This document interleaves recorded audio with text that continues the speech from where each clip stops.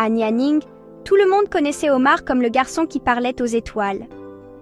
Il s'allongeait sur le sable chaud, le regard perdu dans l'immensité du ciel. Son esprit, un univers à lui seul, fourmillait de questions. Il dévorait les livres, sa soif de savoir insatiable. Les enseignants s'émerveillaient de son intelligence. Il rêvait d'université, de savoir illuminant le monde. Omar portait les espoirs de Nianing. Tous le voyaient comme celui qui échapperait aux griffes de la pauvreté. Il reviendrait, pensait-il, armé de son éducation, pour aider son peuple. Mais le destin, tel le sable mouvant du Sahel, avait d'autres projets. La vie, comme souvent, lui réservait une cruelle leçon. Marina, avec ses yeux profonds comme l'océan, avait conquis le cœur d'Omar. Son rire était la mélodie sur laquelle dansait son âme. Ils étaient amoureux depuis l'enfance, leurs destins entrelacés comme les racines d'un vieux baobab. Sous l'ombre d'un de ces arbres, Omar fit une promesse. Il jura de sortir Marina de la pauvreté, de lui construire une maison en briques. Leur amour était pur, préservé des dures réalités du monde. Ils croyaient en un avenir peint aux couleurs de leurs rêves. Un avenir où l'éducation paverait leur chemin vers une vie d'aspiration partagée. Ils ignoraient que les tempêtes de la vie s'amoncelaient déjà à l'horizon. La nouvelle arriva comme un voleur dans la nuit, dérobant les rêves d'Omar. Son père, pêcheur, tomba malade. La mère, autrefois pourvoyeuse, se moquait maintenant de leur malheur. Omar, fils aîné, fut forcé d'abandonner ses études. Il quitta Nianing, le cœur lourd de promesses non tenues. Dakar, ville de poussière et de rêves, l'engloutit tout entier. Il trouva du travail sur les quais, à transporter des marchandises sous un soleil de plomb. Chaque muscle de son corps le faisait souffrir, rappel constant de son sacrifice. Il envoyait chaque franc gagné à Nianing, s'accrochant au souvenir du sourire de Marina. Les années passèrent, marquées par l'engagement indéfectible d'Omar. Il travaillait sans relâche, son amour pour Marina alimentant sa détermination. Il lui écrivait chaque semaine, déversant son âme sur le papier. Il lui parlait de son désir, de ses espoirs, de ses rêves différés. Il lui envoyait de petits cadeaux, gages de son affection. Puis arriva Idi, un riche homme d'affaires de la ville, avec son charme et ses vaines promesses d'une vie meilleure.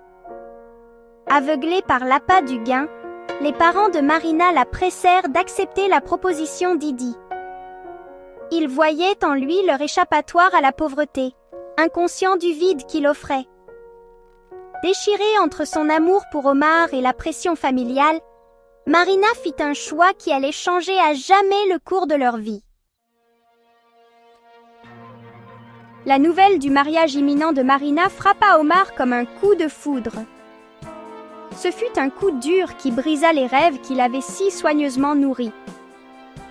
La sculpture en acajou qu'il était en train de tailler pour elle, témoignage de son amour, lui glissa des mains. Brisée, elle reflétait son propre cœur brisé.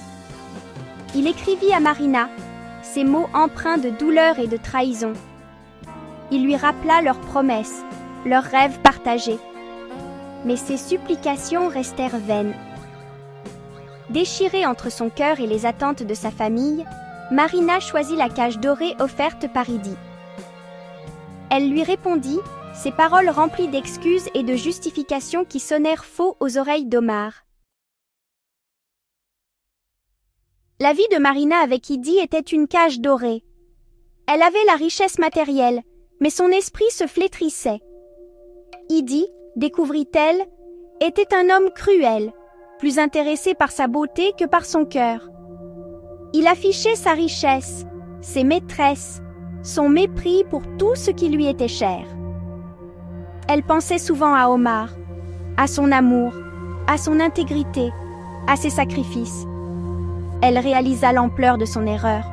le prix qu'elle avait payé pour le confort éphémère de sa famille. Mais il était trop tard.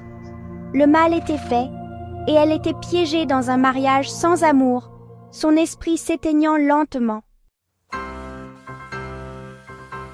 Des années plus tard, grâce à sa détermination et à son courage, Omar connut le succès à l'étranger. Il devint ingénieur, son nom synonyme d'innovation. Il voyagea à travers le monde, son esprit s'enrichissant de chaque expérience. Pourtant, il n'oublia jamais Nianing, la chaleur de ses habitants, la douleur de son amour passé. Il retourna au Sénégal, un homme changé. Il créa une école à Nianing, une lueur d'espoir pour les enfants du village. Il voulait leur donner la chance qui lui avait été refusée, briser le cycle de la pauvreté par l'éducation. Son cœur, bien que marqué, gardait une lueur d'espoir pour sa patrie. Un jour, lors d'une visite à Dakar, Omar aperçut une silhouette familière mendiant dans la rue. Le temps n'avait pas été clément. Ses vêtements étaient en lambeaux, son visage marqué par les épreuves. C'était Marina, ses yeux reflétant une vie de souffrance. Elle le regarda, une lueur de reconnaissance dans ses yeux. Les années s'effacèrent. Il revit la jeune fille qu'il avait aimée, les rêves qu'ils avaient partagés, la trahison qui les avait séparés. Il vit les conséquences de ses choix, le prix qu'elle avait payé pour l'avidité de sa famille. Et il ressentit une vague de compassion, une profonde tristesse pour ce qui aurait pu être. Omar ne se détourna pas. Il aida Marina, lui offrant un abri et de la dignité. Il voyait en elle la jeune fille qu'il avait aimée, la jeune fille qui, comme lui, avait été victime des circonstances. Il savait cependant que certaines blessures, le temps ne peut les guérir. Leurs retrouvailles ne furent pas un renouveau de leur romance, mais une reconnaissance sombre des cruels rebondissements de la vie. L'histoire d'Omar est un rappel poignant que la vie est une tapisserie tissée de fils de joie et de chagrin, d'amour et de perte. Elle témoigne du pouvoir durable de l'espoir, de l'importance de rester fidèle à soi-même et de la réalité douce amère que certains chemins, une fois divergents, ne peuvent jamais vraiment converger.